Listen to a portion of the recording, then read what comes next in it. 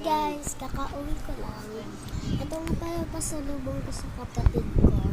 Kettle corn, tapos sito din. Ito guys,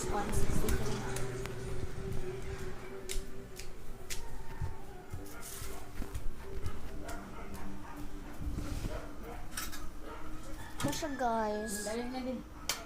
Kettle corn. Wala.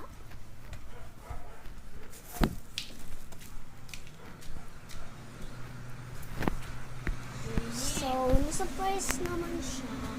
French fries. Isa ba? Yeye. Natin.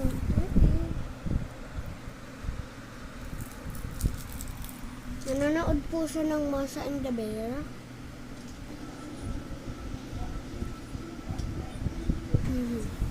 Yun lang guys. Bye-bye.